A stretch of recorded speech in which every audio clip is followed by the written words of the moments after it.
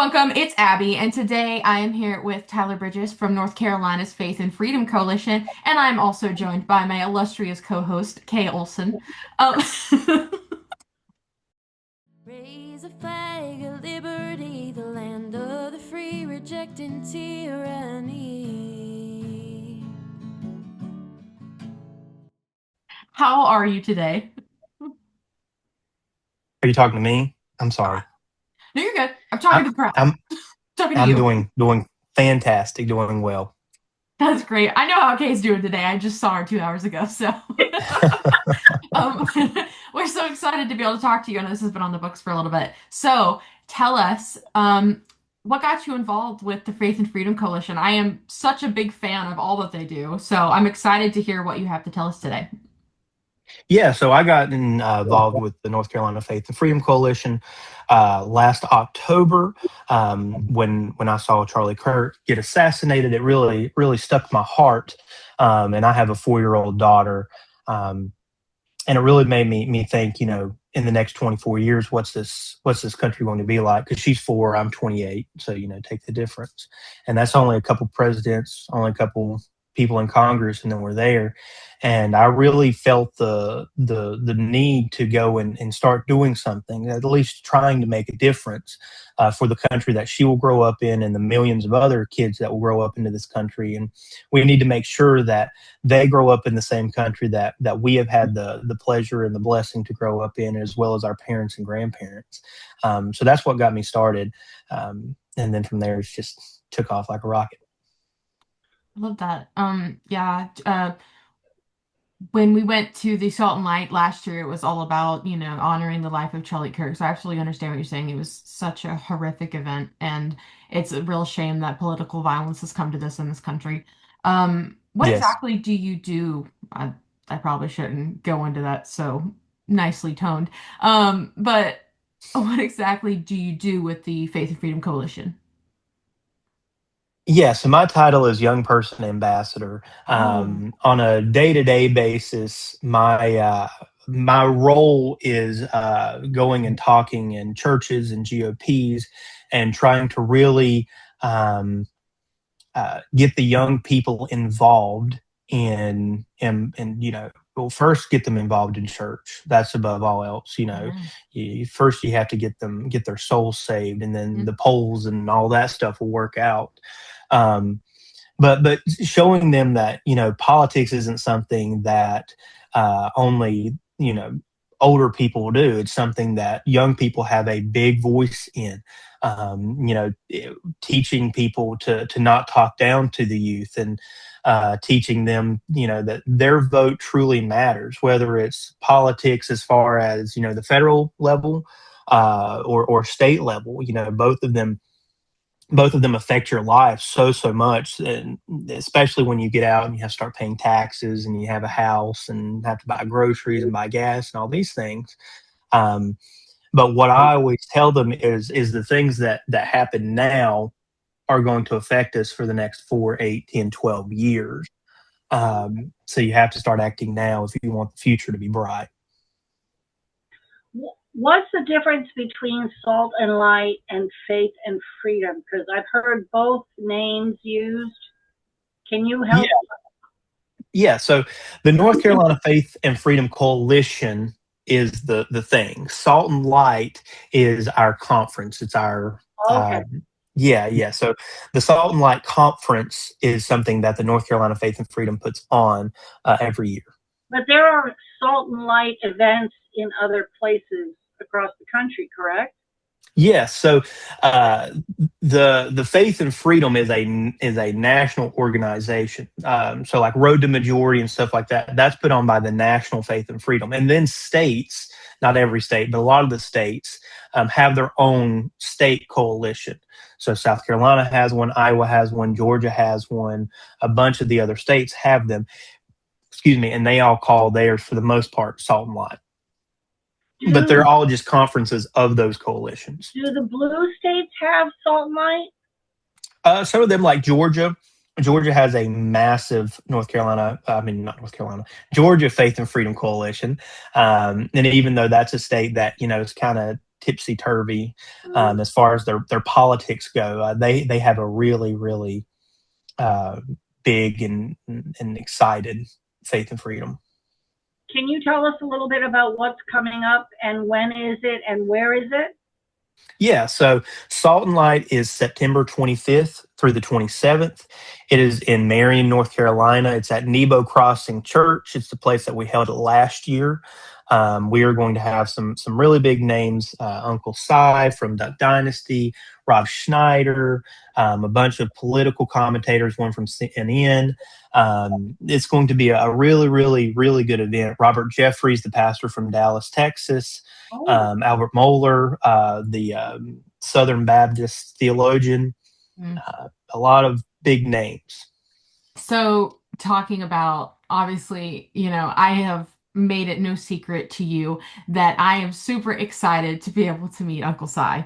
Big hero of mine. So you're a man of faith, and so I would not be doing my part if I did not ask the question that I plan to ask to Si Robertson.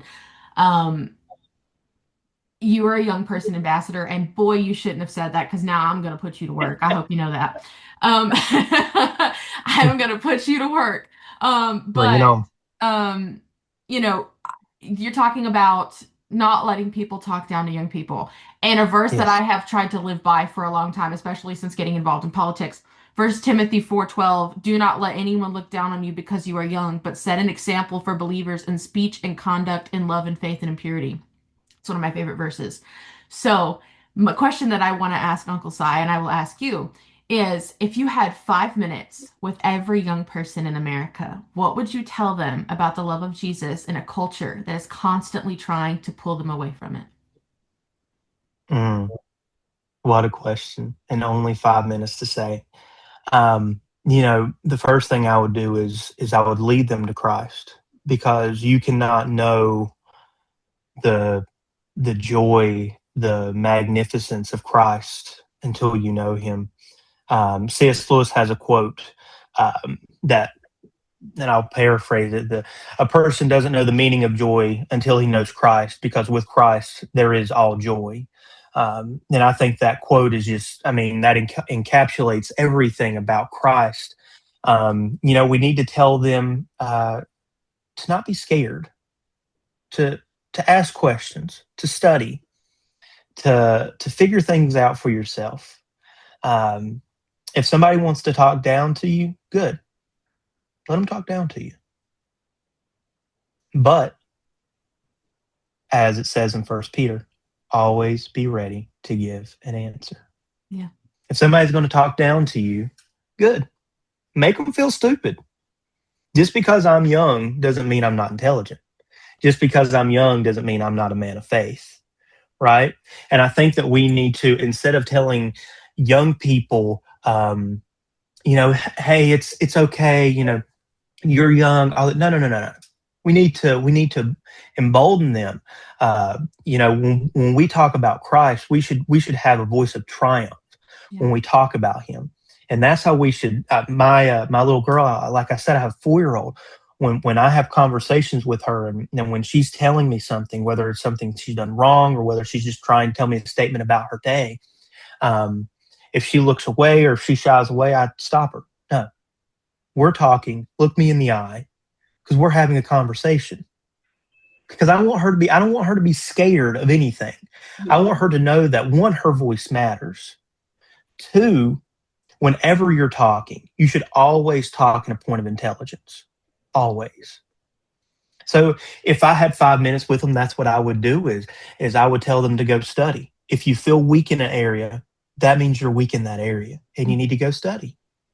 If you're weak on politics, good. It's a chance for you to learn something about politics.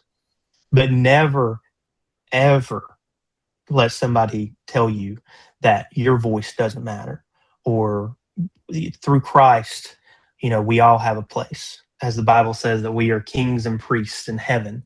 I think that a lot of times young people think that they are simply just young people, but young people have the biggest voice in this world. You think about how Christ loved on the children. and told them, don't forsake the children, because the children have a lot. I know my 4-year-old has taught me a lot about life, a lot about how to treat people and how to talk to people. And teenagers and young people have that same beautiful gift. And one of the things in the Bible I think a lot of our churches has done in a terrible way is, Jesus tells his disciples and his believers not to go save people. He doesn't say, "Hey, go bring them to Christ." He says, "Go and make disciples out of them." And I think that in a lot of our modern churches, we have forsaken that word, the disciple, which the disciple just means to make them bolsterous people, to make them people of the faith. And I think that we need to realize that we need to get a hold of our young people, and we need to start making disciples of them and not treating them as children, as you were reading in 1 Timothy there, right? That's a letter from Paul to Timothy, because Timothy was about to take on the church of Ephesus, which Ephesus at that time was the biggest church in the world. Huge, huge church. And you had all these nut jobs in that place trying to mess up the theology that was Christianity. And Paul goes on in 1st and 2nd Timothy and tells him, hey, this is what you need to do. And I know it's a big thing, and I know it's scary, but I'm here to help you through these letters. Right? I think we need to be Paul. Yeah. I think we need to go up and tell people, hey, I'm here for you. I got you, instead of talking down to them. Yeah. Why should people come to the event, and what if there were 2 things or 3 things or even 1 thing, what is it that you want the people who have attended the event to walk away with?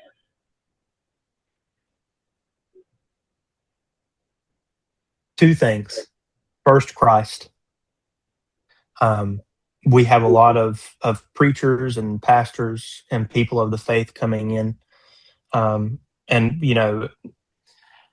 the title of our organization is Faith and Freedom. The first word is faith, right? With faith, you gain freedom. Absolutely. So I think first and foremost, it has to be Christ. Mm-hmm. Whether you're already saved and you already have that blessed assurance, then it's to strengthen that, to embolden that. And then secondly, it is to have a perspective on the world that you didn't have politically. I think it's very interesting that we have people like Rob Schneider and Uncle Si, Scott Jennings, that will come in, and Kevin Sorsby, that'll come in and have these different views of the world, as far as they've been in the top tier places with big actors and all the big people in the world, and to see and to hear from them, and to know that, hey, there are people in those high places that still have that faith-based political thought process. So those are the 2 things. I want people to come to Salt and Light and get something out of it, to get fired up, whether it be about your faith, if that's what hits you the most, wonderful, great. If it's politics, and that's the thing that pushes you over the edge to volunteer, to get in politics or run for office, whatever it may be, wonderful. But the whole purpose of Salt and Light is to gear people up, is to show people that, hey, we are making a difference, and you can too. One of the problems that we have, though, is the government, or people who pretend to be part of the government, have scared the churches to the point where the churches are afraid of talking about the issues. It's one of the things that Abbi and I have been talking to several of the pastors, because we need the churches to take a stand, to educate the people that the government is not necessarily right, and that what they're, the government during COVID said, if you open a church, we'll shut you down. We'll get rid of your 501c3. We will make you miserable. And not enough churches stood up and said, that's crap, and we're moving forward. And do you feel that these types of events, the Faith and Freedom / Salt and Light, is a way for the average person to go back to the church going, we need help. We need to talk to our parishioners about these things, because politics is now everywhere. In the olden days, people said, not interested in politics, don't want to know about politics, I'm going to live my life. Well, there's no way that an average day can go by without a politic of some sort. No, I mean, I think that's why we have so many of these pastors come out to show people that, hey, it's okay to have politics and church, right? So one of the things that you hear a lot is from, the people of the Jeffersonian persuasion about Thomas Jefferson, where he said separation of church and state. If people would go back and look at that and see what he was actually meaning, he was saying that so that the state could not take over the church. Right. It wasn't that church had to be out of the state. The state had to be out of the church. Right, because you can read the Bible, and all the founding fathers did read the Bible. I'm not saying that every founding father was a Christian, because that would be a lie. But most were. But you can see in how they wrote the Declaration of Independence, and they wrote all these things that they believed in a higher power. And most of them were men of faith, and most of them prayed over every bit of their life. And I think that's why it's so important. Like at Salt and Light, we have a guy coming. His name's Rob McCoy. So he was Charlie Kirk's pastor. And he spoke at one of our other events, and it was just so powerful. Because his whole speech, and I'm not sure if it will be at Salt and Light, I have no idea. But his whole speech was about how churches need to get back into telling their congregants about politics, right? We need to know that abortion is wrong and transgender is wrong, and it's not of the Bible, and not tell them in a spirit of hate, right? As we learn in the Bible, you hate the sin, you love the sinner, because we were all sinners and still are sinners. But no, I think one of the big things that we get out of Salt and Light is that you have people that are emboldened, like I said, in their faith, and that transcends to their church, to where either them or maybe even their pastor came to Salt and Light, and he or she said, well, okay, cool, I need to go talk to my pastor, and we need to figure some things out. Also, one of the main things that Faith and Freedom does is we do door knocking. And we hand out pamphlets, and we do not endorse candidates. That's something our coalition does not do. We do not endorse candidates. But we will show you. So like the big race coming up in North Carolina is Cooper and Whatley, right? So on one side of the door hanger, we'll have Cooper. On the other side, we'll have Whatley. And we'll just show what they are for and not for. And you make your own decision. It'll have things like abortion and gay rights and taxes and stuff like that. And you make your own, decision due to your faith. Can you provide some of that to the Buncombe County people? Yeah, absolutely. Okay. I love go ahead. Sorry. Go ahead. No, and what I was going to say is one of the ways that we do that is we send them to churches too. There's a phrase that my pastor has said for a long time, and he says, if you take your Bible in the voting booth, it's impossible to vote anything but conservative. It's impossible to vote anything but traditional Christian values. If you claim to be a Bible believing believer, if you claim to be a Christian, a born again Christian, you cannot in good conscience vote for some of the things that are on the ballot. You cannot consciously vote for abortion. You cannot consciously vote for allowing our children to transition. You can't possibly do that. I just, yeah, I really appreciate what your organization does. Yeah, and like most of our events are at churches. So we Mhm. had one a couple months back that was at a church, Nebo Crossing, where our Salt and Light is. That's a church. Um, so we do a lot of events at churches, and we're seeing more and more that churches are opening up and realizing, okay, well, we need to start telling our congregates how, not necessarily how to vote, but what is right and Yeah. what is wrong. Um, and anybody that thinks the church shouldn't, I think they should go read the Bible, right? Because you have the whole book of Deuteronomy that is about how to build a government. You Absolutely. have Jesus who said multiple times about government issues. Most of the Old Testament is has political references in it. Yeah. So yeah, I'm on the other side. I think it's hard to teach and hard to preach without having a political undertone in your message or Mhm. teaching. Yeah, I mean, because I'll be the first one to say, everyone in the church believes, okay, they have an R next to their name, so they're great. If they have a D, they're bad. Well, that's Right. not, it's mostly the case. But I mean, look at Fetterman. He's got a D next to his name, and he's doing a pretty good job. I'll be the first one to admit that. Am I wrong, Kay? I mean, Yeah. No. so, and we see things happening all the time on both sides. The Bible says there is none good, no, not one. So No. I can't express enough gratitude for organizations like Faith and Freedom for doing the things that they do. And on Yeah. that note, Abby is the chairman of the Young Republicans. So you better be prepared that she's going to come knocking on your door.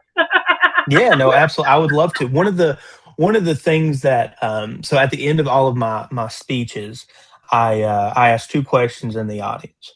One, do you know anybody who has a difference of belief, different political leanings, or a different way of life than you? Raise your hand. And of course, everybody or most people's hands raised. And I say, good. Go talk to them. Mm-hmm.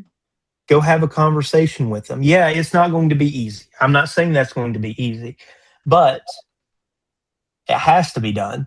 One, so that this country isn't so divisive in all its ways. I mean, it's gotten to the point to where, if they have a D next to their name, you don't even want to talk to them. And I'm like, no, that's not how this political system Yep. was supposed to be. Right. We're supposed to be able to talk amongst ourselves and talk against our differences and still be citizens of the United States. And of course, I think it's the media that has really gotten a hold of that. But we need to go out and start talking to people, even if they don't believe the same thing that we do, especially as Christians, because if they don't believe the same way as us, our goal is to lead them to the water.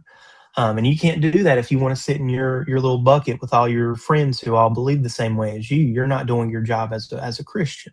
Absolutely. I was sitting, and I'll tell you, this is a true story. I was visiting a church with a friend of mine. I used to sing around in churches. And this was a very conservative church. I mean, they had the Pledge of Allegiance on the wall, which apparently is a rare thing now. But they were sitting and they were talking about politics. And the pastor said, there will be Democrats in heaven. And the whole church started murmuring, like it was such a shock to them. And so I Yeah. absolutely agree with what you're saying. People with different opinions, we have to be able to talk to people. We have to Yeah. be able to, and I cannot believe that I'm using this word, we have to be able to coexist, you know? Right. Yeah, but Abby, Right. then we need to we have to put down the phones and we have to put down the tablets Absolutely. and we actually have to talk to people, and that is incredibly difficult. I mean, how many times have you and I gone to a restaurant and you look around the tables Mhm. and everybody's doing this? Yeah. Yeah. They don't talk Well, to each other. and that was one of the things that was so inspiring about Charlie Kirk is that, I mean, he would have these massive crowds of students come and talk to him, and there wasn't nobody on their phone. They were all just simply having a conversation Yep. with somebody. And I think, I think that did a lot of good in hopefully the future. Mhm.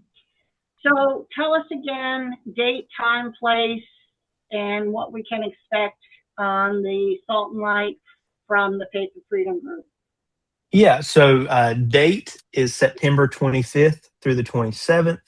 It will start, Friday afternoon. It'll end Sunday morning. Sunday morning we'll go and we'll have a breakfast and we'll have a kind of like a worship service. And then it'll end. It is at Nebo Crossing. That's in Marion, North Carolina. And yeah, no, we're excited about it. We have a lot of good speakers.